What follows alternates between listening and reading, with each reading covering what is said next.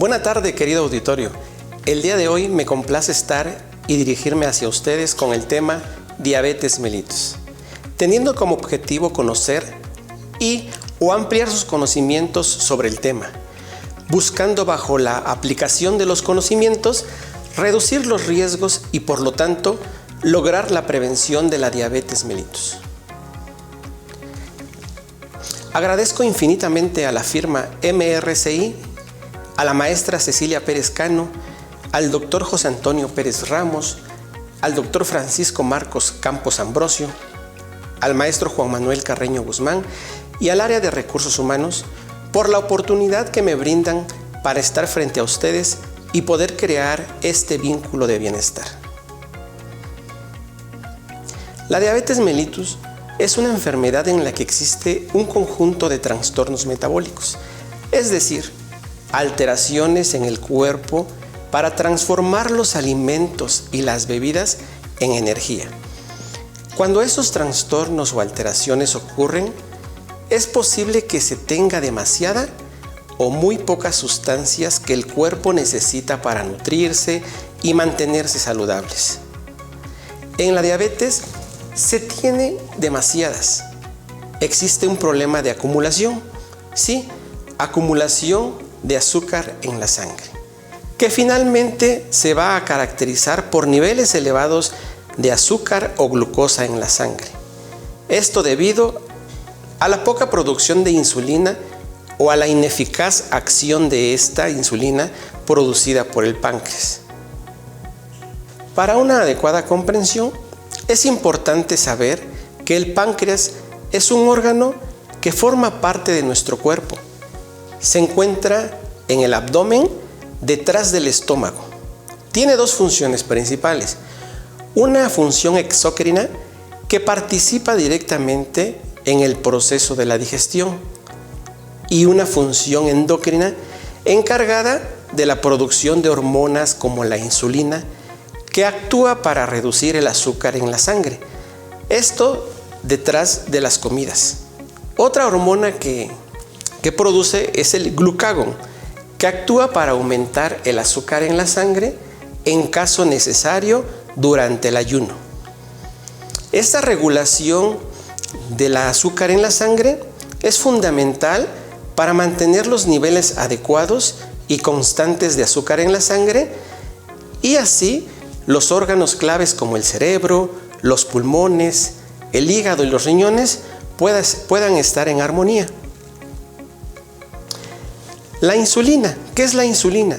Bueno, pues la insulina es una hormona que regula la cantidad de azúcar en la sangre y su misión va a ser facilitar que la glucosa que nosotros ingerimos y que circula en la sangre pueda entrar en las células y sea de esta manera aprovechada como energía. Y por lo tanto, el exceso de esta glucosa es guardada en el hígado, también puede ser guardada como grasa y en los músculos del cuerpo. Ante la falta o la ausencia de insulina, el exceso de glucosa no puede entrar en las células ni puede ser guardada en el hígado y es así como se va acumulando. Esta acumulación en esta etapa se denomina resistencia a la insulina. El origen de la palabra diabetes deriva del griego, que significa un paso atrás. El antiguo médico griego Areteo usó esta palabra de diabetes para describir una característica de los pacientes diabéticos: descarga excesiva de orina. Y la palabra mellitus deriva del latín endulzado con miel, en alusión al sabor dulce de la orina de los pacientes con diabetes, debido al exceso de azúcar en nuestro cuerpo. Es importante conocer los valores normales de azúcar en la sangre. Se considera plenamente normales los valores de glucosa en ayunas que no superen los 100 miligramos por decilitro.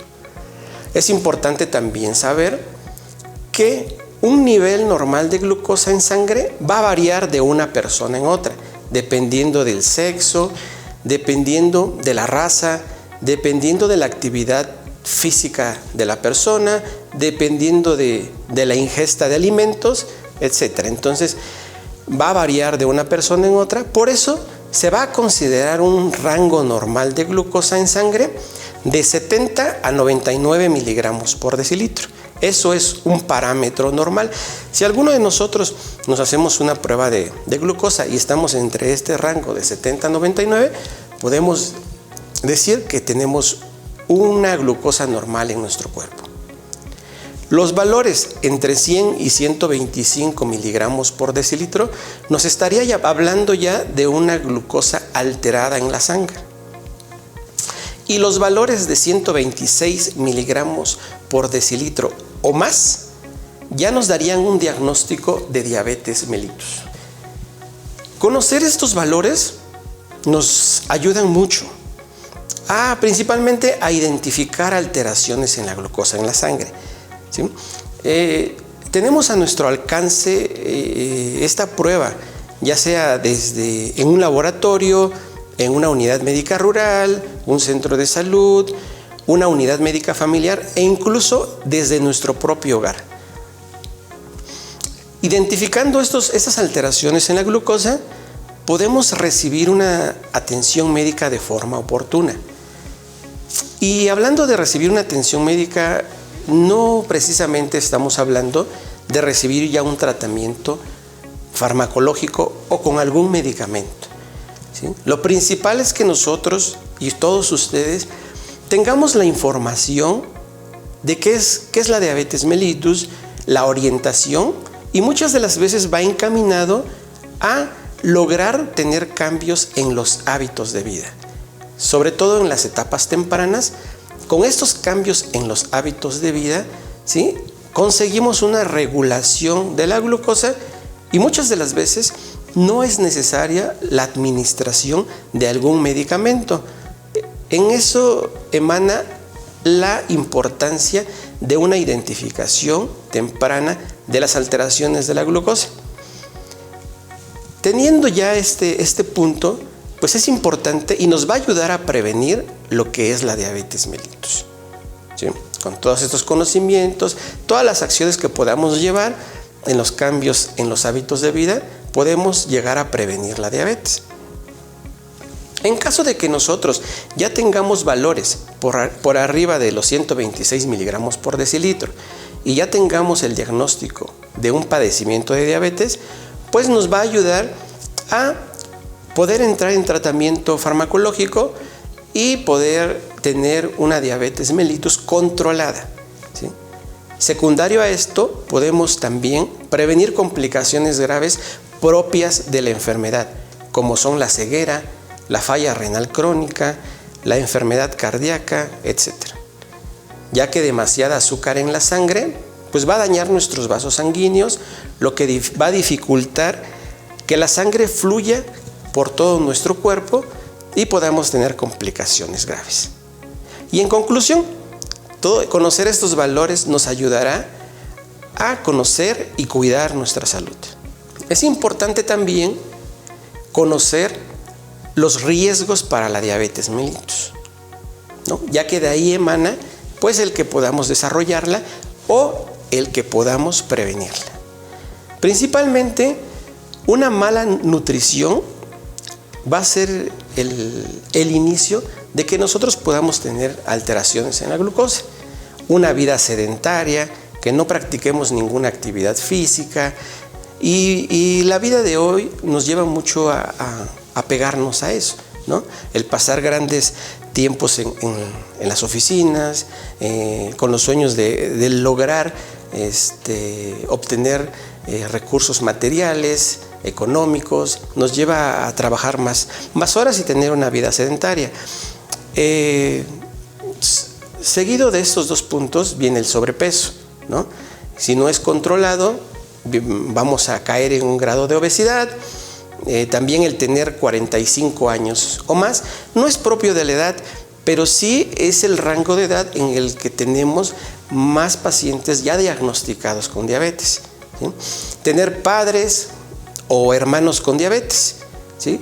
No necesariamente va a ser un problema genético, pero si alguno de nuestra familia, ya sea padre o hermanos, tiene ya el diagnóstico de diabetes y nosotros inmersos en esas actividades, en esa cultura que es la familia, que puede ser la malnutrición, la vida sedentaria, entonces también nos hace pues personas con riesgo a padecer la diabetes, igual que nuestros padres hermanos. Claro, también participa el componente genético. También la resistencia a la insulina nos predispone ya a padecer diabetes si no hay cambios en los estilos de vida, ¿no? Ya que la resistencia a la insulina es un paso antes de la diabetes. También está muy relacionado en las mujeres el síndrome de ovario poliquístico, por ejemplo, está muy relacionado a la excreción o a la producción excesiva de insulina, y esto nos puede llevar también a la resistencia a la insulina y después a la diabetes. Otro tema es la diabetes gestacional, ¿no? Que es un tipo de diabetes característico y que se presenta en ocasiones en las mujeres diabéticas, entonces, y que por lo regular cede una vez que termina el embarazo, pero si no es corregido, si no se tiene el cuidado correspondiente, pudiera desarrollar en una diabetes tipo 2. La diabetes mellitus afecta a millones de personas en el mundo y por supuesto también a millones de personas en nuestro país.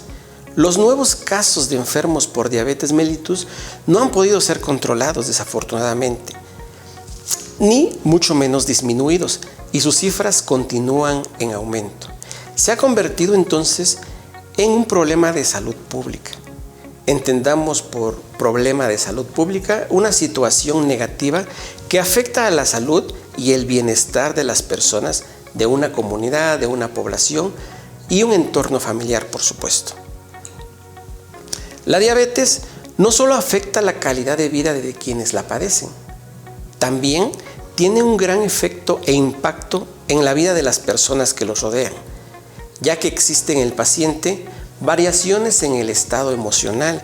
Desde el momento en el que son diagnosticados con este padecimiento, el paciente pudiera entrar en una etapa de negación y complicarse la aceptación de su padecimiento.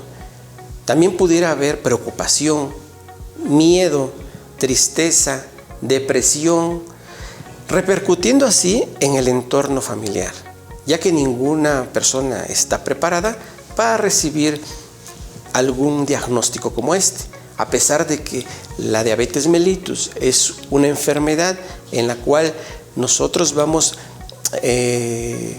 dañando, si se pudiera decir de esa forma, y provocando esta alteración, pues no estamos preparados. Entonces, en esta etapa es muy importante el apoyo psicológico y, por supuesto, el apoyo familiar como acompañamiento de la persona con diabetes mellitus.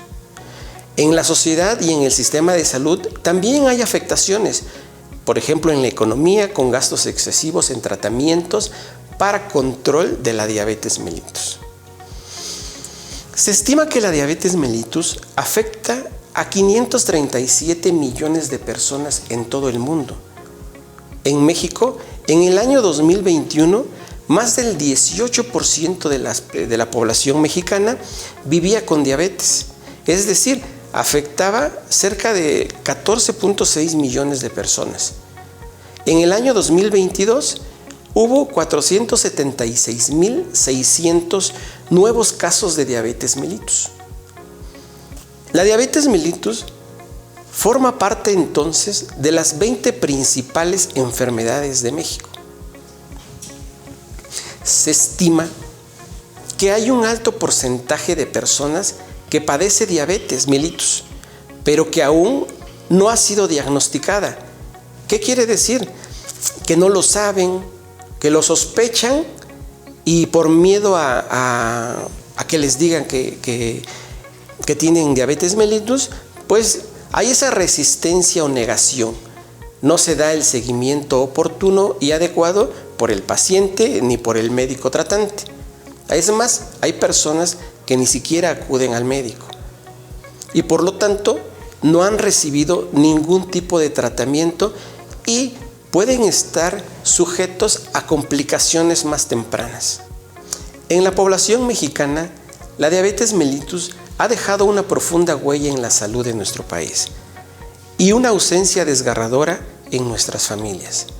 Según el Instituto Nacional de Estadística y Geografía de México, en el año 2021, la diabetes presentó un preocupante 13% del total de las defunciones en nuestro país, registrando 140.729 muertes.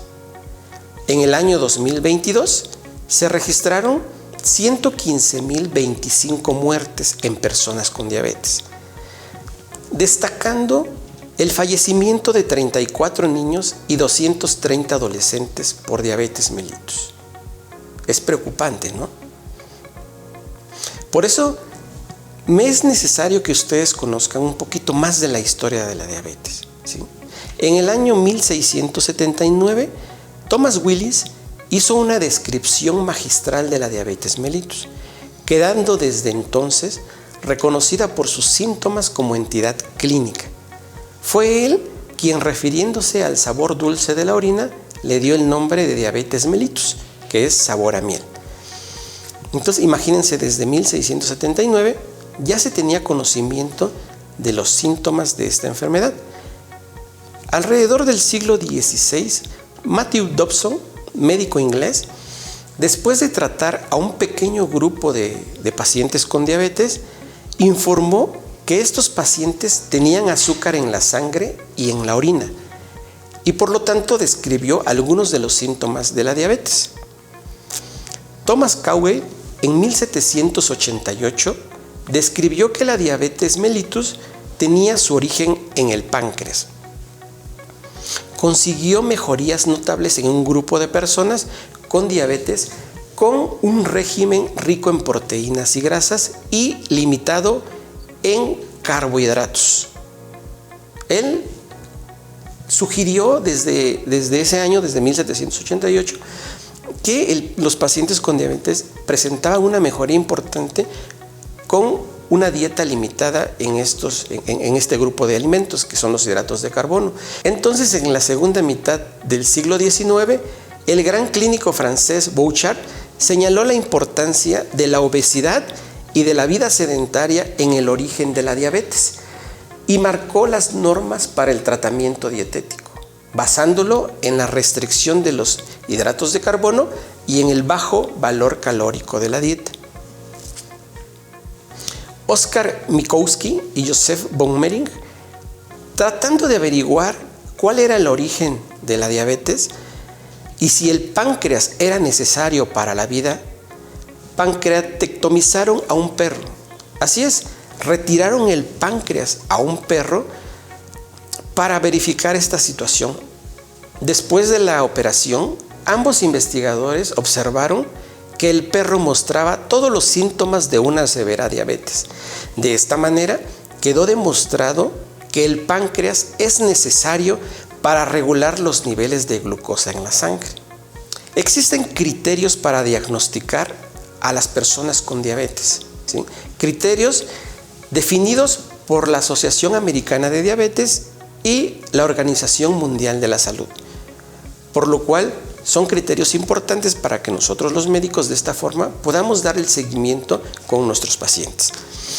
El criterio número 1 nos habla de que una persona con síntomas de diabetes y que aparte tenga valores de glucosa en sangre superiores a 200 miligramos por decilitro en cualquier momento del día, independientemente del tiempo transcurrido desde su último alimento o comida, ¿no? Si este paciente, al revisarlo, ¿sí?, al realizarle su prueba de glucosa y tenga mayor a 200 miligramos por decilitro, podremos hacer el diagnóstico de diabetes mellitus. El criterio número 2 nos habla que personas sin síntomas, pueden ser personas delgadas, pueden ser personas que en ningún momento hayan tenido alguna sintomatología, pero que presenten una glucosa en ayunas igual o mayor a 126 miligramos por decilitro, también estaremos haciendo el diagnóstico de diabetes mellitus. El criterio número 3 nos habla de una persona que tenga una sobrecarga de oral a la glucosa, ¿sí? Que es el tomar un frasco de 75 gramos de glucosa y que a las 2 horas se le realice una prueba de glucosa y que tenga cifras igual o mayor a 200 miligramos por decilitro, estaremos hablando también de un diagnóstico confirmatorio de diabetes mellitus. Es importante también realizar pruebas confirmatorias, ¿no? Con nuestros pacientes, con las personas con las que tenemos contacto, les hacemos una prueba de acuerdo a estos criterios y para confirmar, ¿sí?, pudiéramos requerir una prueba, pero ya con estos criterios pues, son muy específicos para poder saber si una persona tiene diabetes mellitus. También hay criterios y se definen otras situaciones de glucosa elevada de rango no diabético.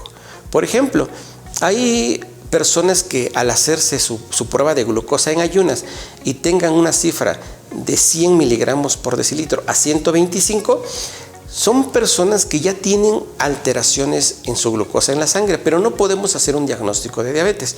O una persona después de haber tomado o ingerido una sobrecarga oral de glucosa y a las 2 horas se les realiza la prueba y tienen un resultado igual o mayor de 140, pero menor de 200, entonces estaremos hablando de un paciente con intolerancia a los carbohidratos o un paciente con resistencia a la insulina, no un paciente con diabetes mellitus. Entonces estos pacientes que están a un paso de la diabetes, pero que aún no la tienen, se van a caracterizar por tener un alto riesgo de presentar diabetes mellitus a corto o a mediano plazo, y es un buen momento para realizar todas aquellas actividades que van encaminadas a los cambios en los hábitos del paciente, con una historia clínica, con un interrogatorio al paciente y una consulta médica, por supuesto, podremos nosotros identificar qué factores le están afectando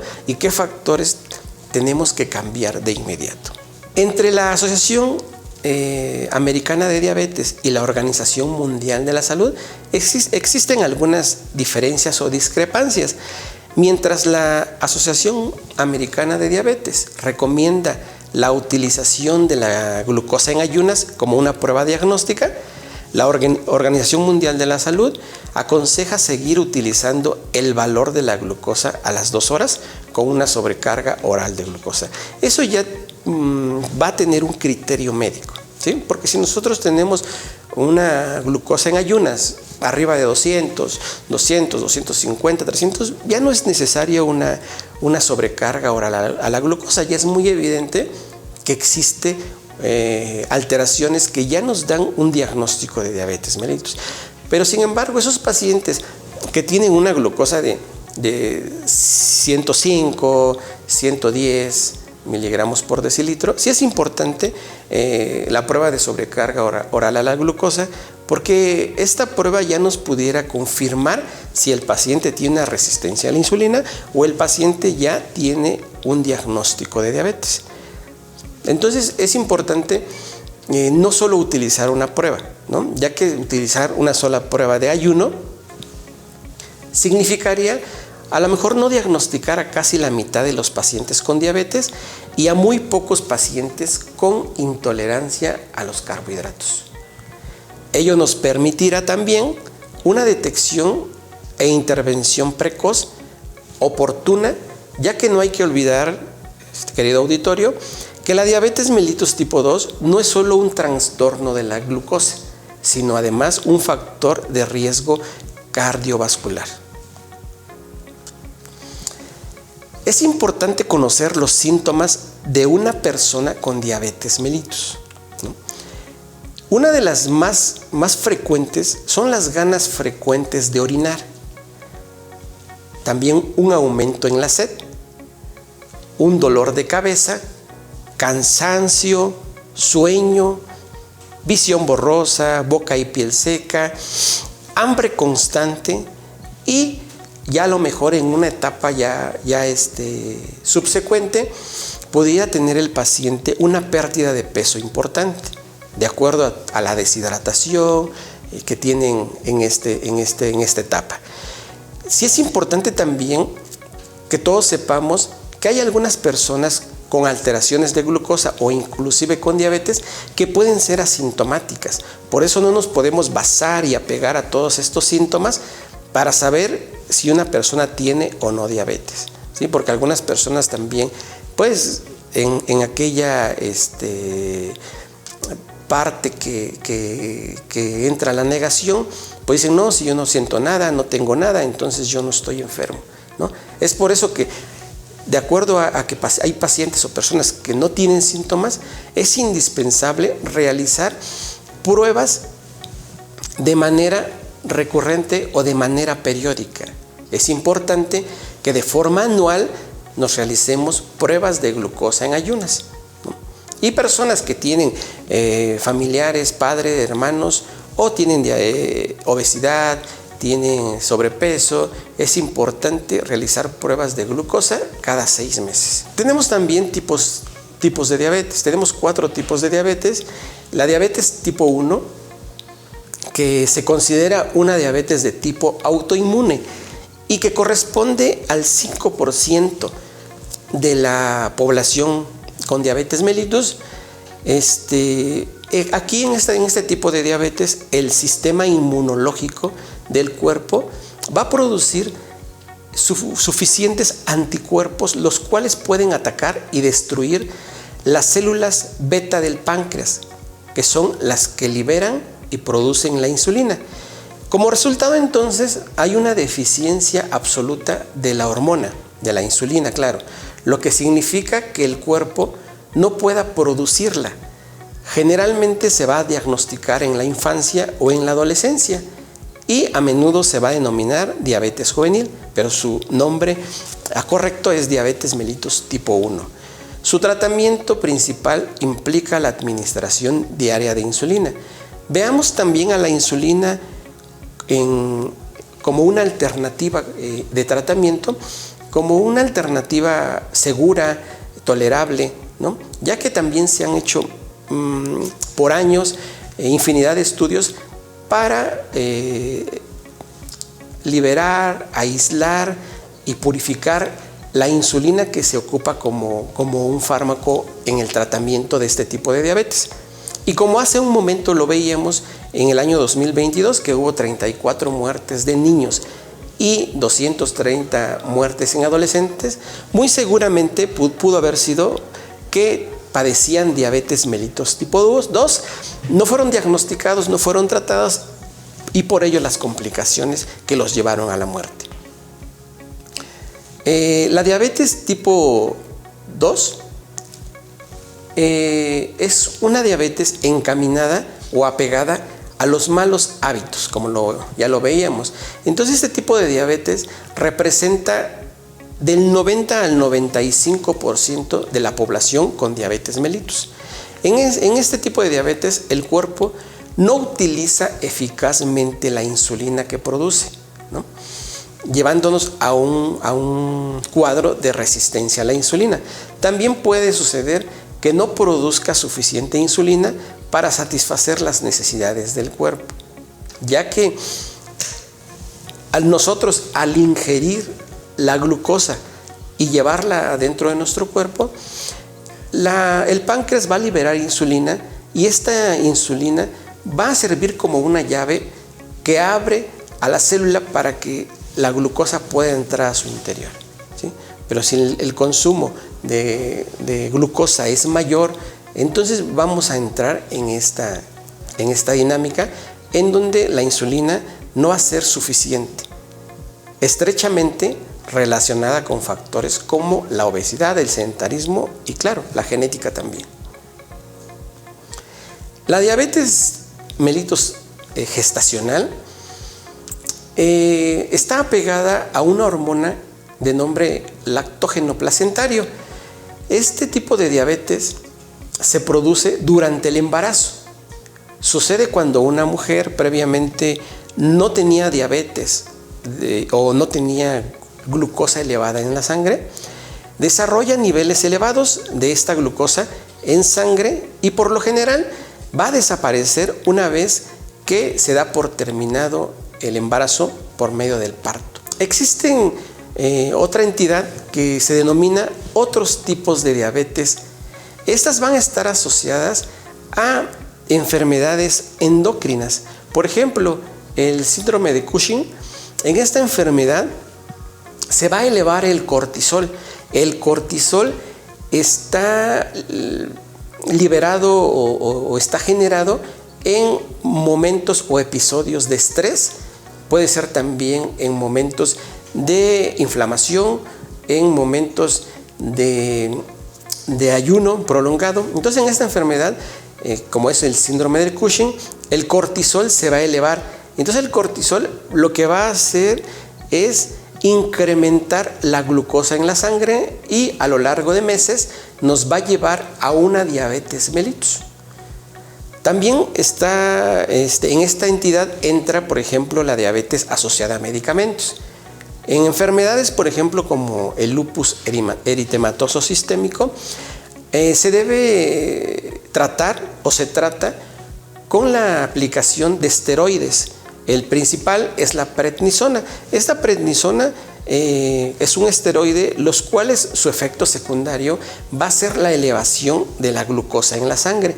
Entonces va a ser o va a provocar una diabetes mellitus asociada a fármacos. Esta prednisona se va a administrar a estos pacientes para bajar los anticuerpos que están provocando la inflamación y la lesión a nuestro propio cuerpo. Entonces esta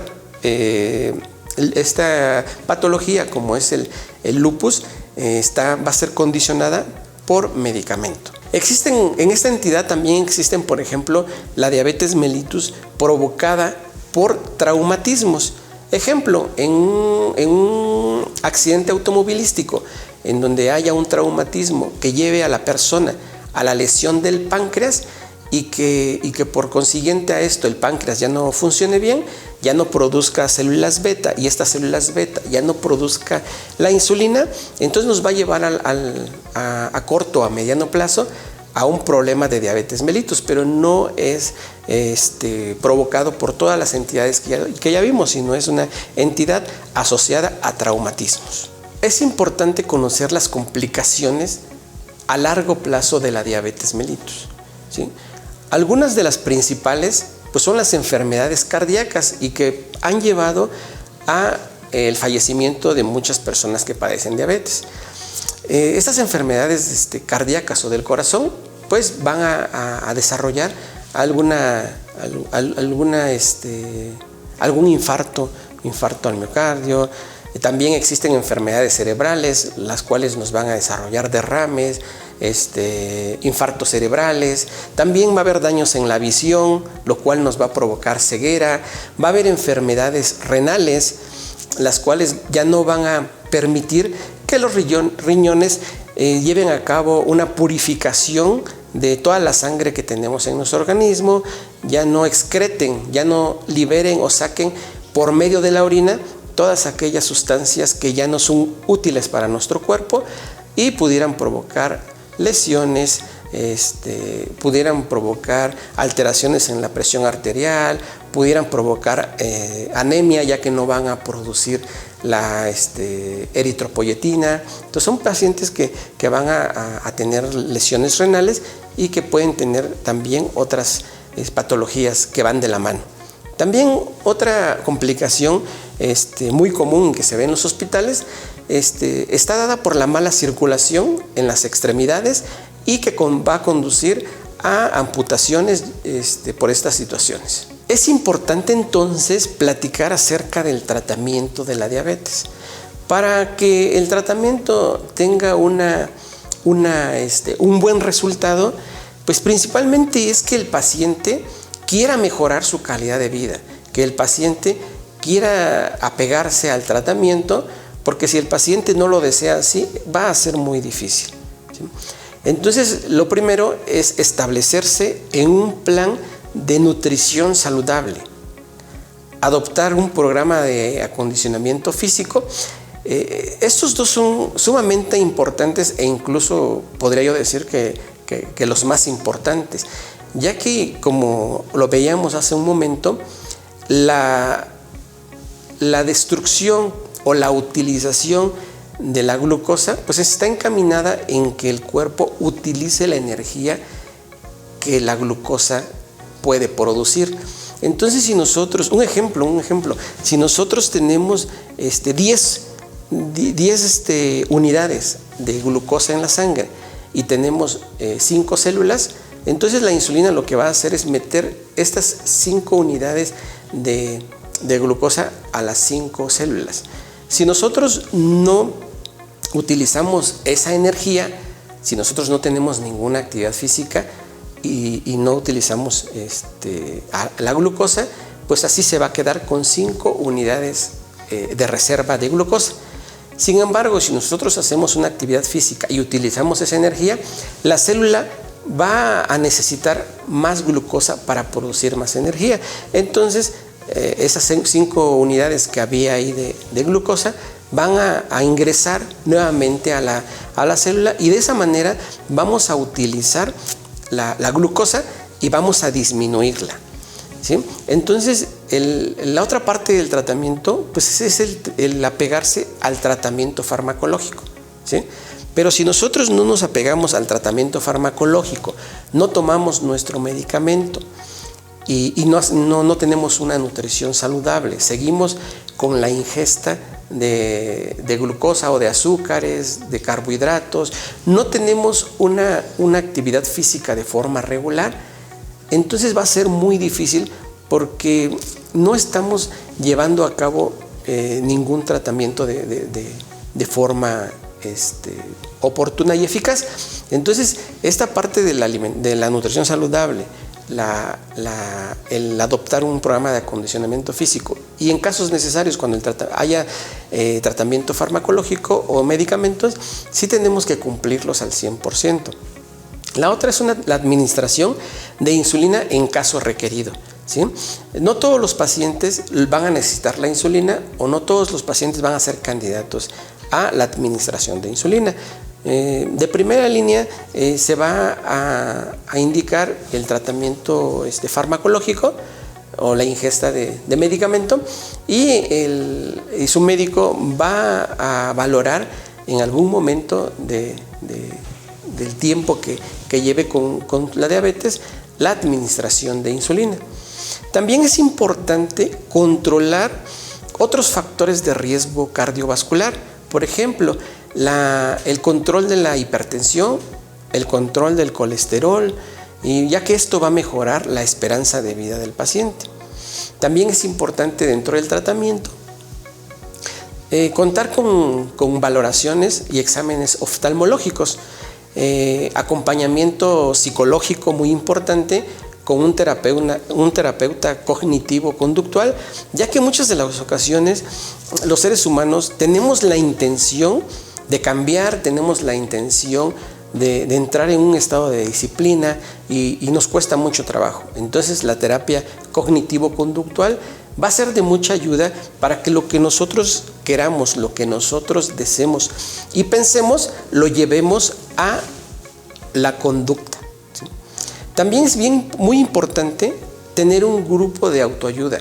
Este grupo de autoayuda puede ser un grupo de personas también que padezcan diabetes, convivir con ellos, ver la visión que tenemos sobre la vida. También puede ser este grupo incluido por los integrantes de la familia, los amigos. Y sumamente importante va a ser el apoyo de su médico de confianza. Para un tratamiento eficaz de diabetes es importante que nosotros tengamos un manejo por un médico internista. El médico internista también nos va a derivar, ¿sí?, para un tratamiento integral con el servicio de nutrición, con el servicio de psicología, con el servicio de oftalmología, con el servicio de nefrología, muy importante. Entonces, el tratamiento de la diabetes debe de ser un tratamiento integral para así buscar éxito y una mejor calidad de vida. Existen metas de tratamiento, ¿no? ¿Qué es lo que se busca? ¿Qué es lo que se desea con todo esto? ¿Sí? Las metas de tratamiento se busca tener una glucosa en ayuno entre 80 y 130 miligramos por decilitro. Así es, a lo mejor lo podemos ver imposible, pero si nosotros nos apegamos al tratamiento integral, lo vamos a lograr. Entonces, lo que se busca es que la glucosa, con el apoyo farmacológico, la actividad física, la nutrición saludable, y todos esos factores, podamos tener una glucosa en este rango. Entonces, fuera de este rango elevado, más allá de los 130, pues podemos decir que es una diabetes mellitus mal controlada o descontrolada. También se busca tener una hemoglobina glucosilada entre 6 y 7%. Esta hemoglobina glucosilada también nos puede servir para un diagnóstico de diabetes, pero principalmente nos sirve para saber la eficacia del tratamiento, ya que nos da un parámetro de la glucosa de unos 3 meses del momento en el que se toma. 3 meses atrás nos va a dar pues un aproximado o un promedio de cómo está la glucosa. Otra situación importante es mantener la presión arterial en menos de 130/80, ¿no? También el perímetro abdominal de los pacientes debe estar en menos de 90 centímetros. El colesterol total, el colesterol LDL, que es el colesterol de baja densidad, y los triglicéridos también se busca que estén en parámetros normales. Y entonces así también hay factores importantes preventivos para la diabetes mellitus. En personas que no han sido diagnosticadas con el padecimiento de diabetes mellitus, pues también es importante, ¿no?, empezar a trabajar, empezar a prevenir. Entonces es importante una nutrición saludable, un programa de acondicionamiento físico. En caso de estar en algún grado de sobrepeso o de obesidad, pues perder peso de forma saludable y sobre todo mantenerlo. Y la revisión médica periódica, muy importante. Y por último, quiero resaltar y reconocer la magnífica labor que la firma MRCI ha implementado con el fin de preservar el bienestar de sus colaboradores con la aplicación de servicios y revisiones médicas integrales y periódicas, buscando identificar, analizar y prevenir factores de riesgo psicosocial. También por su compromiso con la niñez, la juventud y la sociedad en general de nuestro país, abriendo caminos e impulsando sueños, activando pulmones, corazones y cerebros con el extraordinario y exitoso proyecto Chapulineros de Oaxaca. Enhorabuena, nos vemos y escuchamos pronto. Hasta la próxima.